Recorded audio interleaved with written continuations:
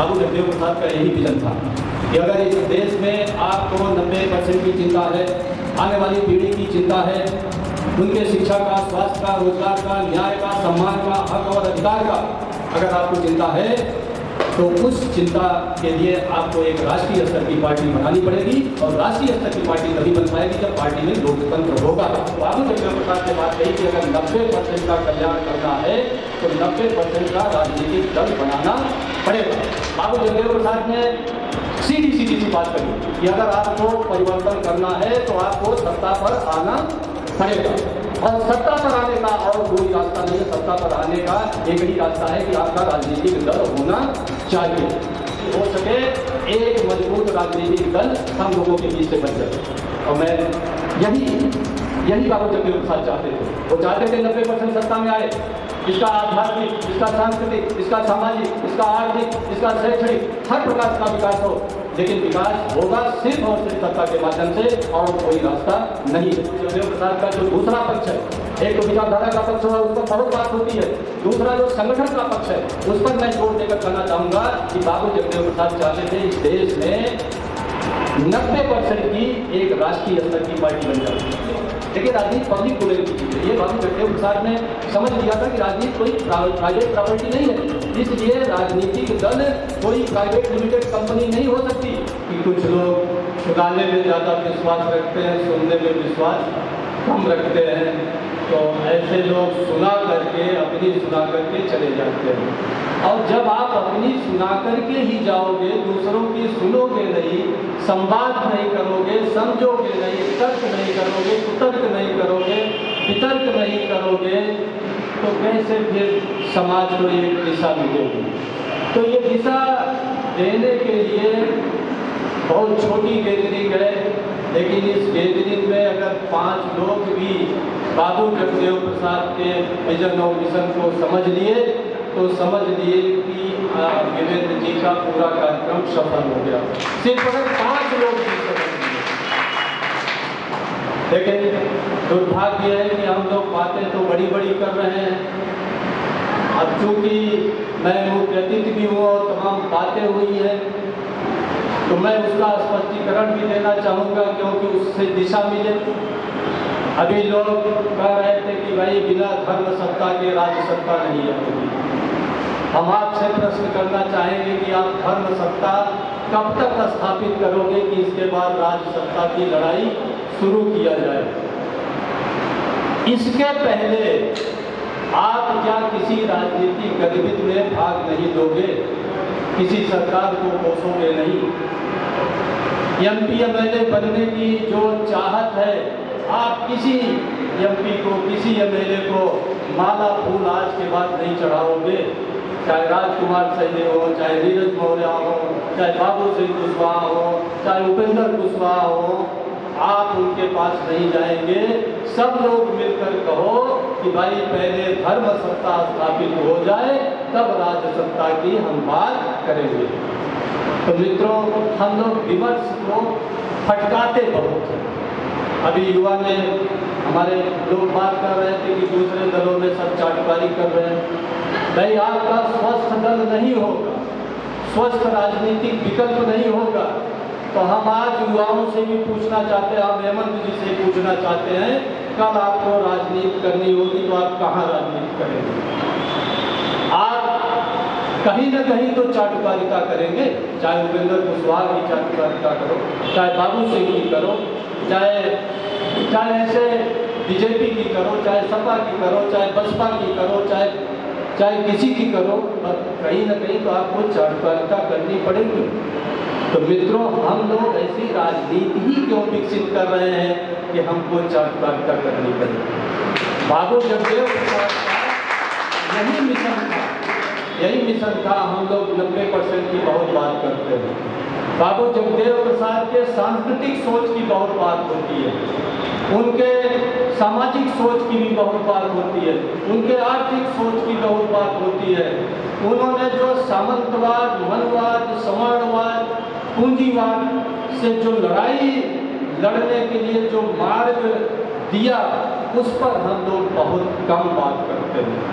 एक तो होता है विचारधारा, किसी चीज को चलाने के लिए दो चीजें जरूरी है, दोनों तराजू के पल्ले बराबर होना चाहिए। एक तो विचारधारा है और दूसरा है संगठन।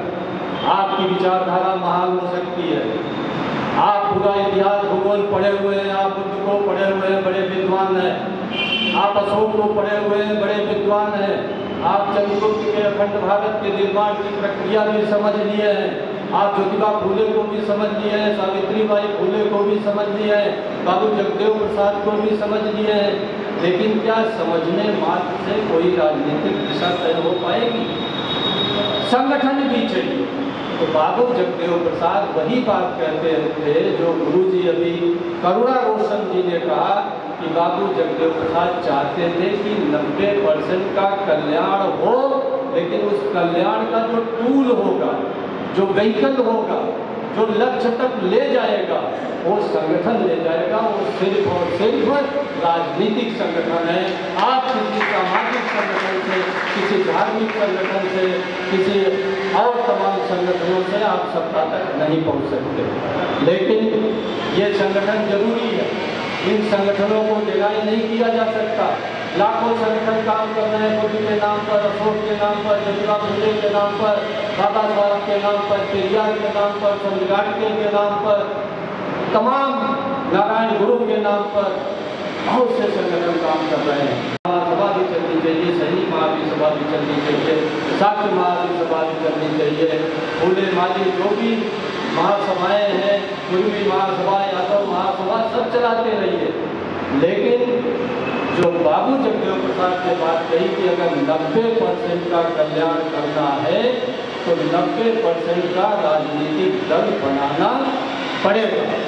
और अगर आप 90% का राजनीतिक दल नहीं बनाओगे तो आप ऐसे विचार विमर्श करते रहो, संस्थाएं विकसित करते रहो, एक दूसरे को गाली गलौज करते रहो, कोई भी गंतव्य तक आप नहीं पहुंच पाएंगे।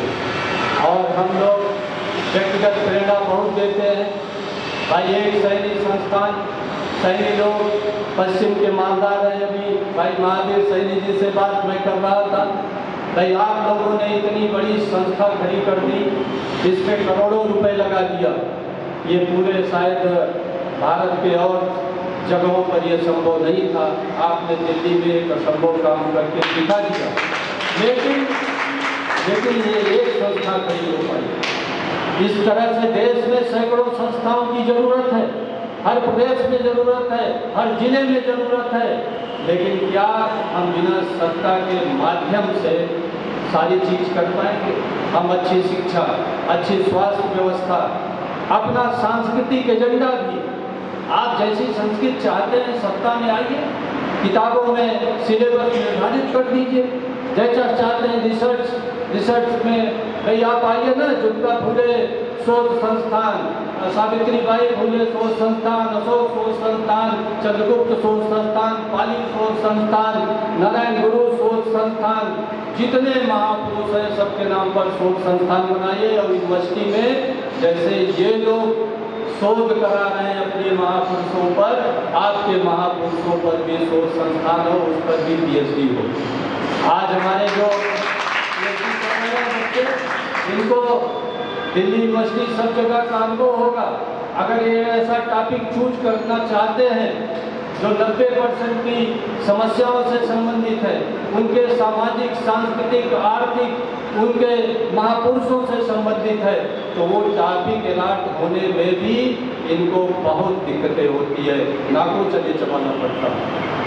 और अगर कोई बैकवर्ड दलित का प्रोफेसर मिल गया तो वो PhD करा भी देता है, अगर कहीं कोई दूसरा मिल गया तो PhD भी इनका नहीं होने देगा, 6-7 साल इनको परेशान करता रहेगा। तो सत्ता बड़ी चीज है, सत्ता बड़ी चीज है, उसके साथ साथ आप सांस्कृतिक संगठन चलाइए, सामाजिक संगठन चलाइए। अभी RSS की बात हो रही थी, RSS में त्यागी लोग हैं। RSS ने तैयार किया कि आपके पास बीवी नहीं होगी, बच्चे नहीं होंगे, धन नहीं होगा, मकान नहीं होगा। और अगर RSS के इतिहास को पढ़ें तो कम से कम सैकड़ों ऐसे ब्राह्मण परिवार हैं, सैकड़ों, एक दो नहीं सैकड़ों, जिनका इकलौता बच्चा था, इकलौता बेटा था और संघ में चला गया, आज उसका वंश भी नहीं है, तब जाकर के RSS खड़ा हुआ है। यहाँ तो मेरे पास बीवी भी है, बच्चे भी हैं, गाड़ी भी है, घोड़ा भी है, पेंशन भी है, खाने पीने की भी व्यवस्था है, लेकिन हम समाज के लिए समय नहीं दे सकते, समय नहीं है किसी के पास। और धन देना तो बड़ी दूर की कौड़ी है, बहुत कम लोग देते हैं। हम लोग यूपी में काम किए हैं और कथनी की बात नहीं है। हम भी जब आए थे उत्तर प्रदेश में तो दूसरे अधिकारी थे डिप्टी कलेक्टर के रूप में, एक पहले राम मौर्य जी थे, मैं दूसरा था, और हम लोगों के आगे पीछे न मंत्री थे न आगे पीछे कोई IAS अफसर था सपोर्ट करने वाला। लेकिन जिन जिन जिलों में रहे हमने दलित पिछड़े समाज के लिए और विशेष रूप से अपने समाज के लिए जितना निडरता से और जितना इनके साथ एक आत्मीयता और एक संवेदना के साथ मैं इनका काम कर सकता हूँ किया है, सारे जिलों में आप पता कर लीजिएगा। और मैं कथनी करने की बात नहीं करना चाहता हूँ, मैं कभी भी आत्मश्लाघा की पहली बार शायद मंच से बात कर रहा हूँ, क्योंकि लोग बात करते रहते हैं। हमने 93 में जबकि बसपा का बहुत बड़ा मूवमेंट नहीं था, शासन सत्ता में भी ये नहीं थे, 93 की भी बात नहीं है, मैं SDM कन्नौज था 90 में जब मैं SDM कन्नौज था, मैं बहुत एक जिम्मेदार पद पर था। SDM का उत्तर प्रदेश जहाँ की 25 करोड़ की आबादी है, बड़ा सूबा है और हर साल मुश्किल से 20-25 अधिकारी चुने जाते हैं, लाखों लोग कंपटीशन में बैठते हैं। मैं 90 में बाकायदे और धर्म ग्रहण कर लिया, 90 में, और 90 में बहुत धर्म ग्रहण करने के बाद आज तक मेरे घर में किसी गैर बौद्ध परंपरा के रीति रिवाज नहीं फॉलो किए गए। और आज तक मैं किसी गैर बौद्ध, भाई कहीं ड्यूटी लगी हो, मैं ADM रहा हूँ, मैं प्रशासनिक पदों पर रहा, ADM सिटी मुरादाबाद रहा, तमाम जगहों पर ADM वगैरह रहा, SDM भी रहा, बहुत से जिलों में सिटी मजिस्ट्रेट रहा, तो हमें लॉ एंड ऑर्डर में जाना पड़ता है। उसमें मेरी मजबूरी थी कि हम मंदिर या कहीं भले चले गए हों, लेकिन आज तक मैंने श्रद्धा में किसी मंदिर में विजिट नहीं किया, किसी में मंदिर में नहीं विजिट किया। और आज हमारे घर में अर्ज जी तो गए हैं, मैं भगवान बुद्ध का इतना खूबसूरत मंदिर बना रखा है हमारे घर में, और हम लोग किसी की आलोचना नहीं करते, आलोचना करनी भी नहीं चाहिए। भगवान बुद्ध का मार्ग विमल मार्ग है, स्वच्छ मार्ग है, आचरण का मार्ग है, सदाचार का मार्ग है, शील का मार्ग है। आप उस कीचड़ से अगर निकल आइए तो उस कीचड़ की क्यों चर्चा कर रहे हैं? हमारे लोग ज़्यादातर व्हाट्सएप यूनिवर्सिटी परोस रही है, उसी को हम बड़ी चेतना जगाने वाली बात मान ले रहे हैं। जितना हम उनकी चर्चा करते हैं, उनके ग्रंथों की, उनके देवी देवताओं की, उनके पोथी पत्रा की, उतना शायद हम ज्योतिबा फुले के बारे में, सावित्री बाई फुले के बारे में, बुद्ध के बारे में, अशोक के बारे में, चंद्रगुप्त के बारे में नहीं जानते। इतिहास से आपको सीखना पड़ता है, इतिहास जानना भी जरूरी है। इतिहास में जो गलतियाँ हुई उससे सीख करके आगे बढ़ने की जरूरत भी होती है। लेकिन आप कब तक ये बातें रखते रहेंगे कि पहले इतिहास जान लो। अभी सुरेंद्र भाई जी थे और शायद विवेंद्र जी भी थे, हम लोग गए, माननीय राजेंद्र पाल सिंह गौतम है, उनसे दिल्ली में मंत्री थे, तो ड्राइंग रूम में हम लोग सब बैठ गए, विवेंद्र जी थे उसमें, तो वो आप उपदेश शुरू कर दिए। अरे पहले धर्म सत्ता आनी चाहिए, पहले समाज परिवर्तन होना चाहिए, समाज में चेतना नहीं है। हमने कहा माननीय मंत्री जी आप मंत्री पद छोड़ दो, ये सामने की बात है, आप मंत्री पद छोड़ दो, आप सपा को बाइंड अप करो, बसपा को बाइंड अप करो, चिराग पासवान को कहो पार्टी खत्म करे, आरजेडी खत्म करे, सपा को खत्म करे, डीएमके खत्म करे, डीएमके खत्म करे, जितने दलित पिछड़ों की पार्टी है सब कर दो खत्म। और हम लोग जागरूकता फैलाने में, समाज को जगाने में, धर्म सत्ता लाने में, सांस्कृतिक समझ पैदा करने में, इतिहास को समझाने में लगते हैं। और जब लग जाता है कि अब खिचड़ी पक गई, तब सब मिल करके बाबू जगदेव प्रसाद के सपनों का एक लोकतांत्रिक राजनीति खड़ा करते हैं। जरा सा मुंह रह गया मंत्री जी का। तो हम लोग बातें घुमाने की बहुत करते हैं। बाबू जगदेव प्रसाद ने सीधी सी बात कही कि अगर आपको परिवर्तन करना है तो आपको सत्ता पर आना पड़ेगा, और सत्ता पर आने का और कोई रास्ता नहीं है। सत्ता पर आने का एक ही रास्ता है कि आपका राजनीतिक दल होना चाहिए, और उस राजनीतिक दल से आप सत्ता पे आइए। उत्तर प्रदेश सरकार के पास आपको पता है 8 लाख करोड़ का बजट है। कितने का बजट है? 8 लाख करोड़ का बजट। हमने 2 इंटर कॉलेज बनाए, हम लोगों ने बड़ा परिश्रम करके 2 हॉस्टल भी बनवाए।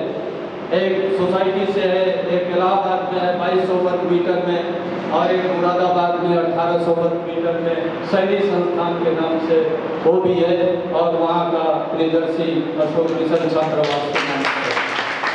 लेकिन ये व्यक्तिगत प्रयास ये कुछ भी नहीं है। जैसे एक समुद्र में, तालाब में कंकड़, उससे कुछ नहीं होता। 8 लाख करोड़ का हर साल का बजट है। 5 साल में कितना उत्तर प्रदेश सरकार ने खर्च किया? 40 लाख करोड़। कितना खर्च किया? 40 लाख करोड़। उत्तर प्रदेश का मुझे आंकड़ा पता है कि 1.5 लाख प्राइमरी और जूनियर स्कूल है। आप 40 लाख में 1.5 लाख करोड़ खर्च कर दीजिए तो 1-1 करोड़ लगा करके आप विश्व स्तर का क्या प्राइमरी जूनियर नहीं बना सकते? आप 75 जिले हैं, 75 जिले हैं, आप 2-2 हजार करोड़ लगा दीजिए तो 1.5 लाख करोड़ में आपके विश्व स्तरीय मेडिकल कॉलेज और हॉस्पिटल बनकर तैयार हो। 2,000 करोड़ खर्च करना है, और दोनों का बजट कितना हो गया भाई? 1.5 लाख करोड़ और 1.5 लाख करोड़, 3 लाख करोड़। और 5 साल में हम आपको अगर मुख्यमंत्री बन जाए सुरेंद्र कुशवाहा जी तो कितना खर्च करेंगे? 40 लाख करोड़। तो सत्ता बड़ी चीज है। आज ये आए हैं, सिलेबस बदल रहे हैं, इतिहास बदल रहे हैं, आपको आगे बोलने भी नहीं दिया जाएगा। यही स्थिति रही तो आपको अभी जागरूक होना पड़ेगा, और जागरूक होने के लिए यही है कि जितना जल्दी हो सके एक मजबूत राजनीतिक दल हम लोगों के बीच से बन जाए। और मैं यही बाबू जगदेव प्रसाद चाहते थे। वो चाहते थे 90% सत्ता में आए, इसका आध्यात्मिक, इसका सांस्कृतिक, इसका सामाजिक, इसका आर्थिक, इसका शैक्षणिक हर प्रकार का विकास हो। लेकिन विकास होगा सिर्फ और सिर्फ सत्ता के माध्यम से, और कोई रास्ता नहीं है। ये इतिहास में भी पता है आपको भी। आप अशोक का उदाहरण देते हैं कि 84,000 स्तूप बना दिया। अगर राजा ना होते तो कैसे बना देते? अरे भाई ठीक है, तो आप भी राजा हो जाइए ना। तो अब ये तो है नहीं कि चंद्रगुप्त की बात या 1 लाख सैनिकों का आप भाला तलवार तो और AK-47 की सेना बनाएंगे और देश कब्जा कर लेंगे। ऐसा नहीं हो सकता। लोकतंत्र है, आपको इतिहास का भी वर्तमान में अध्ययन करना पड़ेगा। ये लोकतंत्र है, आप इसमें राजा बन सकते हैं लोकतांत्रिक ढंग से।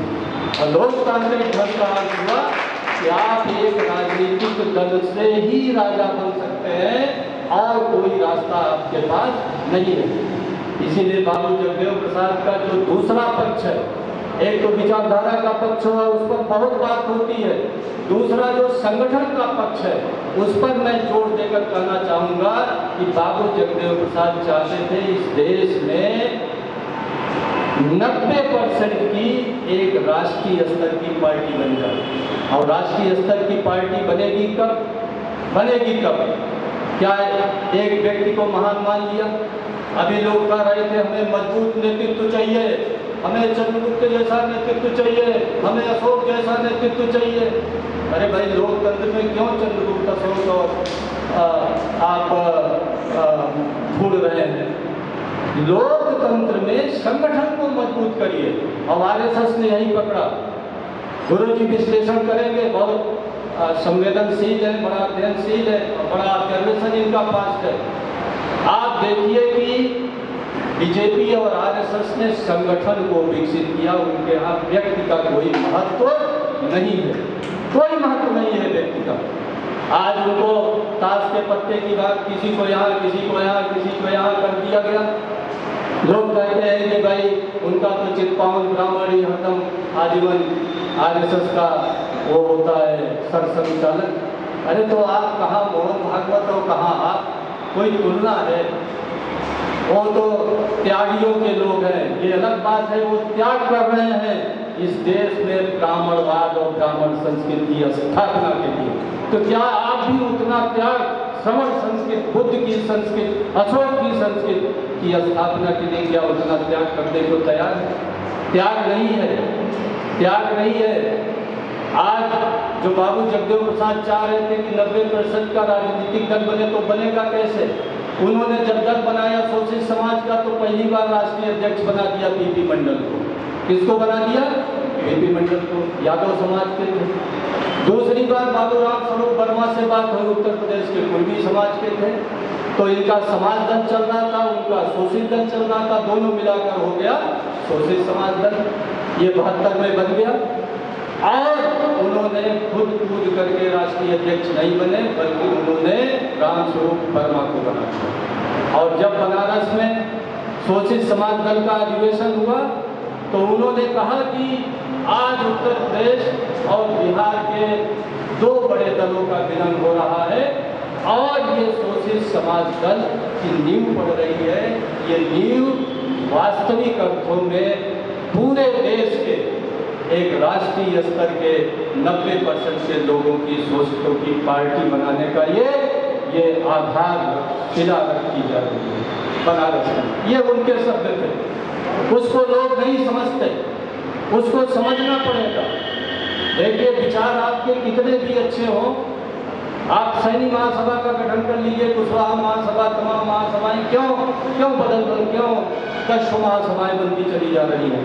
अरे भाई एक आदमी आजीवन राष्ट्रीय अध्यक्ष रहेगा तो दूसरा नाराज होगा, और नाराज होकर के वो एक और संगठन आपने बनाया अखिल भारतीय सैनी महासभा, तो उन्होंने बना दिया अखिल भारतीय सैनी कल्याण परिषद। एक ने बना दिया अखिल भारतीय सैनी प्रगतिशील महासभा, किसी ने कुछ बना दिया, किसी ने कुछ। ऐसे तमाम महासभाएं साक्ष्य और सैनी कुशवाहा में बनती चली जा रही है। और सामाजिक संगठन भी अगर पब्लिक, देखिए राजनीति पब्लिक डोमेन की चीज़ है। ये बाबू जगदेव प्रसाद ने समझ लिया था कि राजनीति कोई प्राइवेट प्रॉपर्टी नहीं है, इसलिए राजनीतिक दल कोई प्राइवेट लिमिटेड कंपनी नहीं हो सकती, कोई अपने दुकान नहीं है।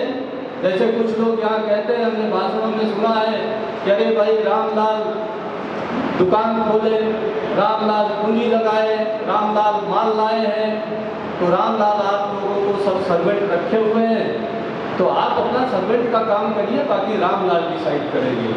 और रामलाल मर जाएंगे तो उनका लड़का बिहारी लाल ही तो होगा भाई दुकान कमाए। तो राजनीति भाई कोई दुकानदारी थोड़ी है, राजनीति कोई प्राइवेट प्रॉपर्टी नहीं है, राजनीति पब्लिक डोमेन। बाबू जगदेव प्रसाद की हम लोग नहीं समझ पाए, और जितनी जल्दी समझ लें उतनी जल्दी अच्छी बात है। और मैं एक बात और कह देता हूँ कि हम लोगों ने सम्यक पार्टी बनाई, अभी जिक्र भी की है, हम जिक्र नहीं करना चाहते थे, हम लोगों ने सम्यक पार्टी बनाई। शायद बाबू जगदेव प्रसाद के बाद ये पहली देश में पार्टी है जिसमें हमने प्रावधान कर दिया कि बूथ अध्यक्ष से लेकर राष्ट्रीय अध्यक्ष तक 3 साल से अधिक वही व्यक्ति, उसके परिवार का व्यक्ति, उसके जात का व्यक्ति दोबारा उस पद पर चुनाव नहीं लड़ सकता। ये देश की पहली पार्टी है। और हम लोगों ने भी बैठकें भी हुई, लखनऊ में हुई बैठकें, कानपुर में बैठक हुई, बनारस में बैठक हुई। जितने समाज के दल थे हमने प्रस्ताव रखा कि भाई जितने दल बने हुए हैं लॉटरी निकाल लो, और हम सब उसी दल में सम्मिलित हो जाते हैं। हमारी एक ही तो जिद है कि आप ये नियम बना दो कि बूथ अध्यक्ष से लेकर राष्ट्रीय अध्यक्ष तक कोई 3 साल से ज़्यादा नहीं रहेगा। कहे भाई सारे दल तो लोकतांत्रिक है, हमने कहा भाई क्यों बकवास करते हो, अगर ये नियम है कि 5 साल में चुनाव होगा तो इससे लोकतंत्र थोड़ी होगा। 5 साल में चुन लिए गए रामलाल चुन लिए, फिर 5 साल बाद चुन लिए रामलाल चुन लिए, फिर 5 साल बाद चुन लिए रामलाल जिंदाबाद। हाँ, हमारा नेता कैसा हो, रामलाल जैसा हो। फिर रामलाल के हो गए तो रामलाल का लड़का बिहारी लाल हो गए, वो भी चुन लिया। तो ये क्या लोकतंत्र है? हम लोग संविधान बचाने की बात करते हैं, हम लोग लोकतंत्र बचाने की बात करते हैं। सबसे ज़्यादा दलित पिछड़ा चिल्ला रहा है। हमारे सामने ये हेमंत जी है, ये सुप्रीम कोर्ट और हाई कोर्ट में कर रहे हैं, प्रैक्टिस कर रहे हैं और बहुत प्रतिभाशाली है। मैं इनको बहुत दिन से जानता हूँ, इलाहाबाद यूनिवर्सिटी से, और ये दिल्ली यूनिवर्सिटी से LLM किया इन्होंने, बहुत प्रतिभाशाली। मैं इनसे एक प्रश्न पूछना चाहता हूँ कि आप बताइए, संविधान आप बचा रहे हैं, संविधान में लिखा क्या है? अगर संविधान के 3 चैप्टर को छोड़ दिया जाए, fundamental right, directive principles of state, तो लागू नहीं होता। हम लोग उसी की बात बहुत करते हैं कि ये लिखा है। लिख तो दिया गया, लेकिन ये कहा गया कि बेटा ये लिख दिया गया, इसको देखो, प्रमुदित हो, प्रसन्न हो, लेकिन इसे लागू नहीं किया जा सकता। यदि शीशे में बंद है, हाँ, देखते रहिए, ये हमारे डायरेक्टिव प्रिंसिपल्स ऑफ स्टेट है। और एक फंडामेंटल ड्यूटीज, अगर इन 3 को छोड़ दिया जाए तो पूरे संविधान में क्या लिखा है? विधानसभा कैसे बनेगी, लोकसभा कैसे बनेगी, राज्यसभा कैसे बनेगी, प्रेसिडेंट कैसे चुना जाएगा, सुप्रीम कोर्ट कैसे बनेगा, हाई कोर्ट कैसे बनेगा, शासन कैसे चलेगा, कैबिनेट मंत्री कैसे चलाएंगे देश का, संविधान मतलब वित्त बजट कैसे पारित होगा पार्लियामेंट में, यही तो लिखा है। क्यों? जब संविधान में ये लिखा है तो 95 तो संविधान की ये बात है कि देश को कैसे चलाया जाए, सिस्टम ऑफ गवर्नेंस। तो जब आप सिस्टम ऑफ गवर्नेंस में बैठे ही नहीं हो तो क्या संविधान बचाओगे? जब आप बैठे ही नहीं हो तो संविधान क्या बचाओगे? सिर्फ सड़क पर नारा देकर, जो ये RJD वाले, जो सपा वाले, जो बसपा वाले, जो ये कांग्रेस वाले नारा लगा रहे हैं, उसी नारे के बाद में हम भी मिला रहे, लोकतंत्र खतरे में, लोकतंत्र खतरे में। इन लोगों से पूछिए कि RJD में लोकतंत्र है क्या, सपा में लोकतंत्र है क्या, बसपा में लोकतंत्र है क्या?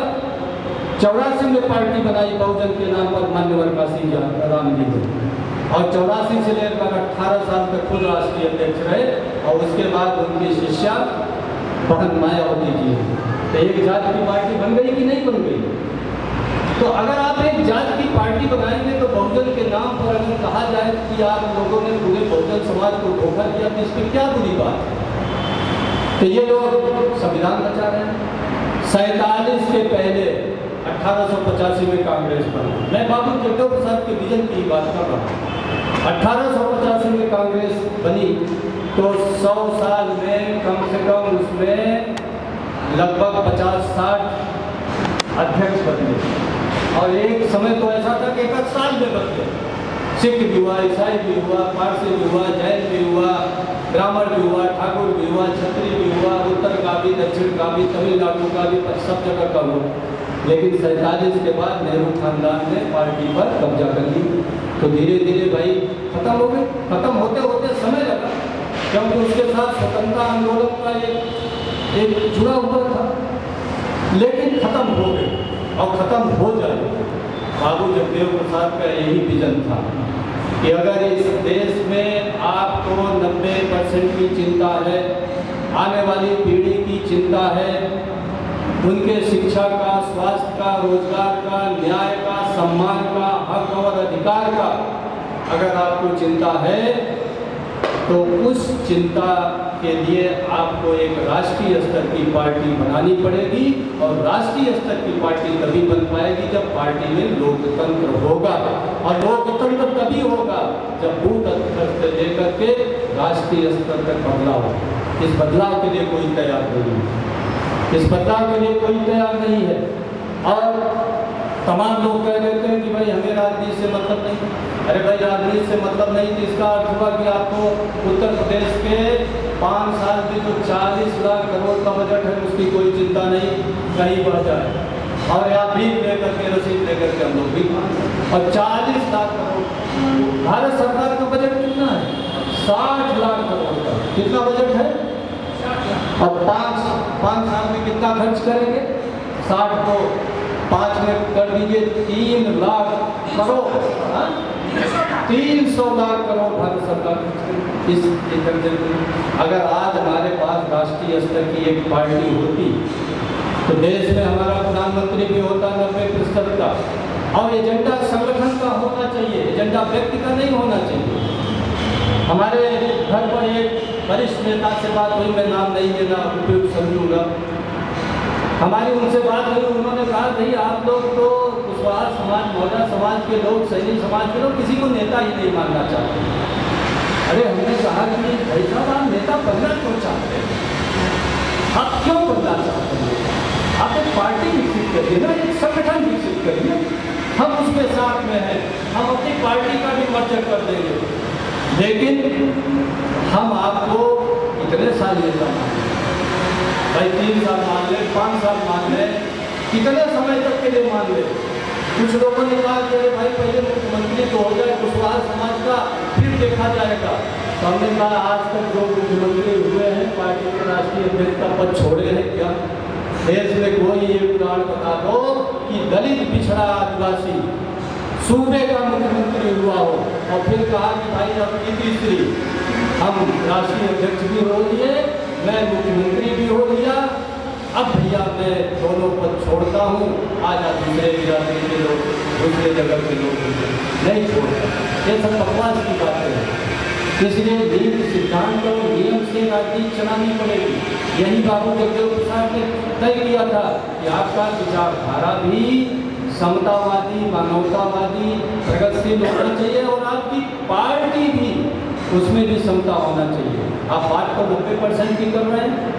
एक व्यक्ति अपना पार्टी चला रहा है क्योंकि उसके पास 1000 करोड़ है, और क्यों चला रहा है? या अपने अहंकार में चला रहा है, या अपनी मूर्खता में चला रहा है, और बातें 90 की कर रहा है, बातें पिछड़ों की कर रहा है, बातें समाजवाद की कर रहा है, बातें बहुजन की कर रहा है। तो ये देश में नहीं चलेगा। और जितना जल्दी हो सके ये कुशवाहा मौज काट के सैनिक समाज चेत जाए।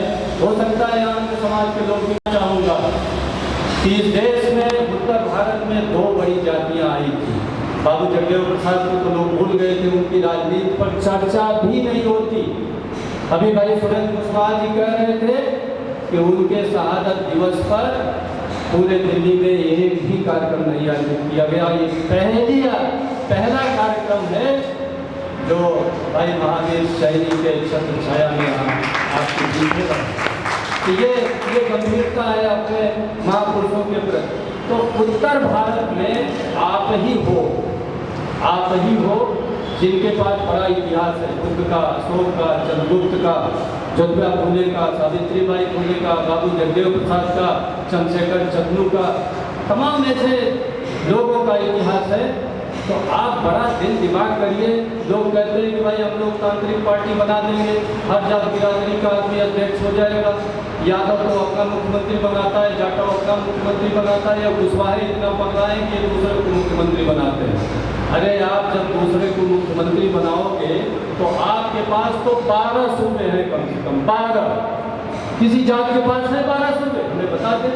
आप पंजाब में हो सकते हो मुख्यमंत्री, आप हरियाणा में हो सकते हो, आप राजस्थान में हो सकते हो, आप महाराष्ट्र में हो सकते हो, आप मध्य प्रदेश में हो सकते हो, आप झारखंड में हो सकते हो, आप बिहार में हो सकते हो, आप उत्तर प्रदेश में हो सकते हो, आप दिल्ली में भी मुख्यमंत्री हो सकते हो, कितनी जगह हो सकते हो। अरे भाई एक 2 जगह आप भी बने रहो, बाकी अन्य जातियों को भी लाने दीजिए। जब आपका बड़ा इतिहास रहा है, आपके महापुरुषों ने बड़ा दिल करके सबको जोड़ने का काम किया। बुद्ध ने धन दिया तो पूरे दुनिया के लिए दिया। चंद्रगुप्त ने कहीं अपने लिए मौर्य शब्द प्रयोग नहीं किया। अशोक के शिलालेखों में कहीं शाक्य और मौर्य शब्द का अपने लिए उसने नहीं प्रयोग किया। एक जगह भगवान बुद्ध के लिए शाक्य मुनि शब्द का प्रयोग किया। ज्योतिबा फुले ने, सावित्रीबाई फुले ने स्कूल खोला, आश्रम खोला, अनाथालय, विधवाओं के लिए आश्रम खोला, और सिर्फ माली फुले के लिए नहीं खोला, उन्होंने पूरे समाज के लिए खोला। बाबू जगदेव प्रसाद ने जब लड़ाई लड़ी तो 90% की लड़ाई लड़ी, और जब राजनीति भी खड़ी की तो 90% की खड़ा की। और पार्टी के फ्रेंड, फिलासफर, गाइड, संविधान निर्माता, विजनरी, जो भी कह दीजिए, बाबू जगदेव प्रसाद थे। लेकिन वो आज के इन दलित पिछड़ों की बात जो बड़ी बड़ी बातें करते हैं, घटिया घटिया काम करते हैं, वो खुद राष्ट्रीय अध्यक्ष नहीं, उन्होंने यादव को बनाया और दूसरी बात उन्होंने रामस्वरूप वर्मा को बनाया। और शायद ये दुर्भाग्य है, हम लोगों को कभी कभी चीज़ों का अध्ययन भी करना चाहिए। जैसे लोग कहते हैं इतिहास को समझ जाओगे तो अशोक हो जाओगे। अरे इतिहास को समझ करके भी अशोक नहीं हो सकते भाई, चंद्रगुप्त नहीं हो सकते, क्योंकि ये लोकतंत्र है। लोकतंत्र में कैसे सत्ता मिलेगी, इस पर चिंतन करने की जरूरत है। तो बाबू जगदेव प्रसाद से जहाँ मान लीजिए गलती हुई, उन गलतियों पर भी चिंतन करना चाहिए। काशीराम की बात हम लोगों को राजनीति खड़ी साइलेंटली करनी पड़ेगी, लोगों से लोगों को जोड़ना पड़ेगा। हमें आंदोलन में, हमें धरना में, हमें प्रदर्शन में, हमें जेल जाने की जरूरत नहीं है। बाबू जगदेव प्रसाद का समय अलग था।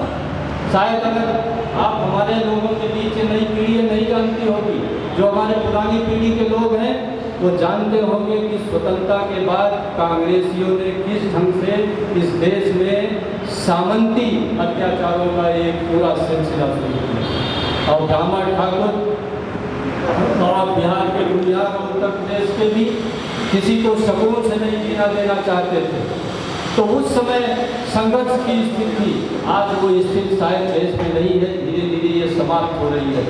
लेकिन अगर आप लोकतांत्रिक ढंग से इकट्ठे नहीं हुए एक झंडे में, एक बैनर में, हमारा एक कहना नहीं है कि सम्यक पार्टी चले, हमारा एक कहना है कि देश के सारे बुद्धिजीवी बैठाएं, सबकी बातें सुने, और हम कहते भाई एक ही पार्टी में सब लोग रहें और कुशवाहा शुरू में हो जाए, सैनी हो जाए, कभी बिहार का हो, कभी कहीं का हो, और अन्य लोगों को भी, पाल, कश्यप, प्रजापति, अनुसूचित जाति के लोगों को, आदिवासी समाज के लोगों को आइए, और आप भी मुख्यमंत्री बनेंगे, आप भी प्रधानमंत्री बनेंगे, आइए, और आप दिल्ली की कुर्सी पर बैठ करके, जैसे इन्होंने 3 तलाक का एक पास कर दिया था ना, हलाला का तुरंत पास कर दिया कि नहीं, आप भी पास कर दीजिए कि देश में जाति लिखना, जाति बोलना और जाति पूछना दंडनीय अपराधों का 10 साल जेल जाएगा।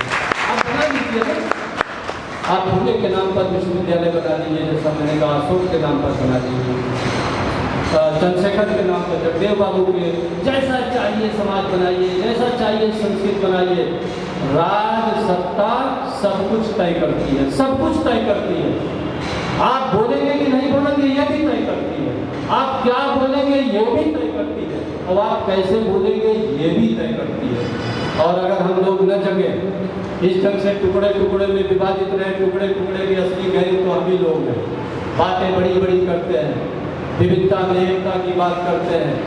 भाई 90% हो विविध, तो एक तो हो, और एक तभी होंगे जब स्पेस होगी। लोकतंत्र में कोई किसी को स्पेस न दे तो वो लोकतांत्रिक व्यक्ति नहीं है। तो आज बाबू जगदेव प्रसाद के शहादत दिवस पर हम लोग ये संकल्प लें कि ये कुशवाहा समाज जो उत्तर भारत में सबसे ज़्यादा है, और 2 लोगों ने झंडा उठाया। जब लोहिया जी का थोड़ी बात लंबी हो रही है, लेकिन कम मौका मिलता है, जरूर मैं कहना चाहूँगा। जब लोहिया जी का समाजवादी आंदोलन चला तो विशेष रूप से यादव जातियों का उदय हुआ उत्तर भारत में, उत्तर प्रदेश को बिहार में। इसके बाद काशीराम जी ने जाटो बिरादरी को सामने लाया, और दोनों लोग इनकी जो ऐतिहासिक भूमिका थी उस भूमिका को इन्होंने नहीं निभाई। और शायद लालू, मुलायम, काशीराम, रामविलास पासवान यही सब मिलकर के अगर एक लोकतांत्रिक पार्टी दे गए होते तो आज न बीजेपी होती और न आरएसएस का